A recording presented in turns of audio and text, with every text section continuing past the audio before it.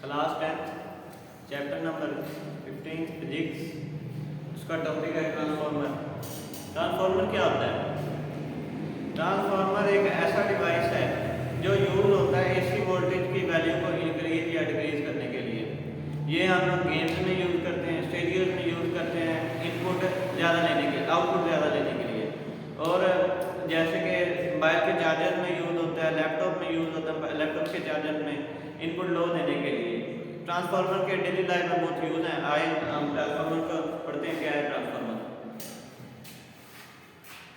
Transformer is an electric device which is used to increase the value of AC voltage. Transformer एक ऐसा electrical device है जो AC voltage पर work करता है और उसकी वैल्यू को इंक्रीज या डिक्रीज करने के लिए यूज होता है। इसका वर्किंग प्रिंसिपल क्या है? It works on the principle of mutual induction. ये प्रिंसिपल ऑफ म्यूचुअल इंडक्शन के ऊपर काम करता है। ये इसकी डायग्राम है।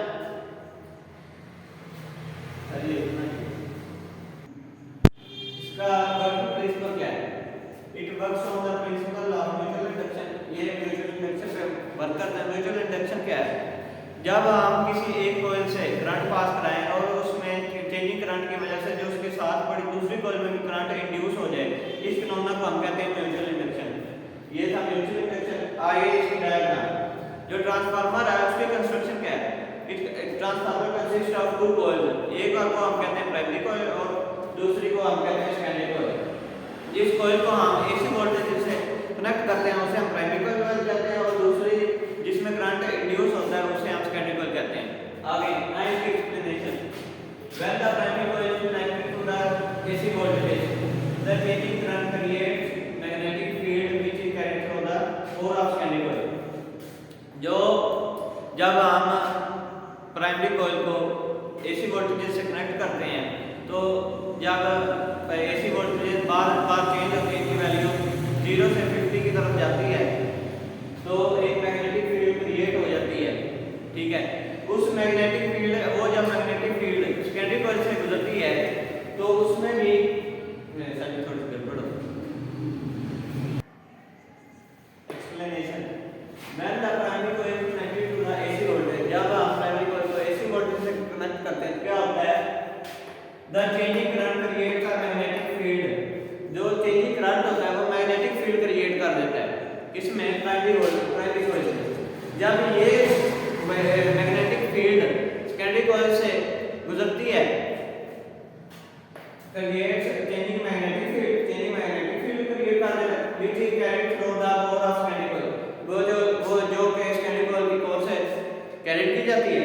जब ये in the secondary coil changing magnetic field, जब ये मैग्नेटिक फील्ड सेकेंडरी कॉइल से गुजरती है तो ये इंड्यूस कर देती है अल्टरनेटिंग ईएमएफ को। जब अल्टरनेटिंग ईएमएफ इंड्यूस हो जाती है तो वो बन जाते हैं सेकेंडरी वोल्टेज। ठीक है, ये जिसको हम आउटपुट लेते हैं एक वायर के साथ कनेक्ट करके, जो सेकेंडरी वोल्टेज होते हैं वो आउटपुट होती है। ठीक है, आगे आए डेरिवेशन पे। Number of turns in primary coil. जो नंबर ऑफ टर्न्स होते हैं प्राइमरी कॉइल को उसे हम करते हैं एनपी से। जो प्राइमरी कॉइल का सैंपल हम लेते हैं वो पी लेते हैं। ठीक है, यहाँ पे जो नंबर ऑफ टर्न्स है उनको हम एन करा देते हैं। ठीक है, वोल्टेज इन प्राइमरी कॉइल, ये वोल्टेज आ गए, ये प्राइमरी कॉइल आ गए। ठीक है, इसको हम लिखते हैं।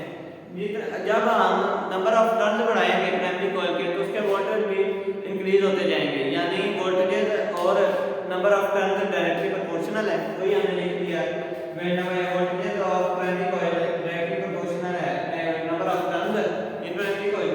अब ये डायरेक्टली प्रोपोर्शनल को हम खत्म करने के लिए यहां पे कांस्टेंट लगाते हैं। ठीक है, तो ये है voltage in primary coil is equal to constant, ये आगे बढ़ता है और है number of turns in primary coil. ठीक है, आगे इसे हमने क्या लिया? Question number 1 number of turns in secondary coil is equal to n।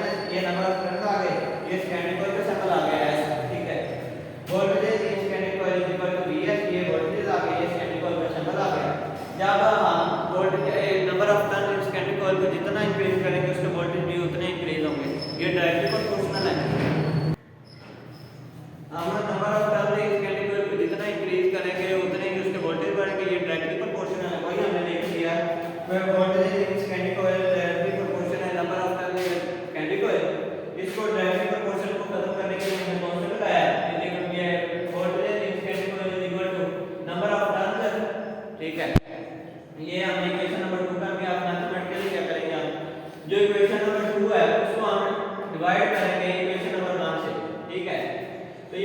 क्या voltage in standing coil is equal to constant number of turns, ठीक है।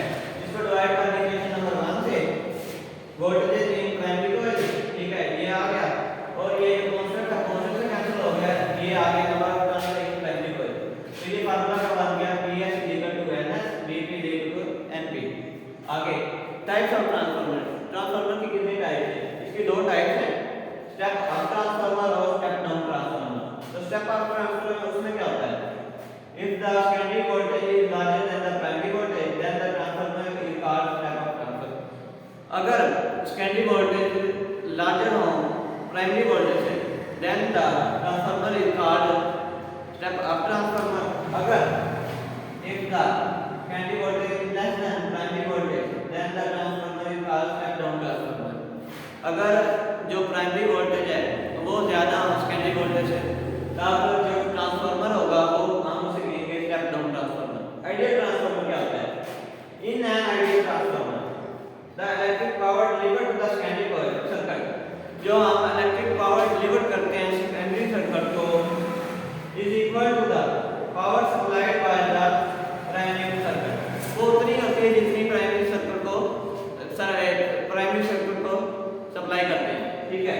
इन दोनों में पावर इक्वल होती है।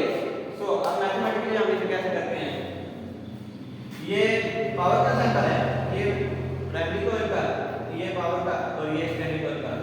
अब पावर का फार्मूला क्या है, P = VI, हमने यहां फार्मूला लगा दिया, वोल्टेज इन प्राइमरी कॉइल ये आ गया, I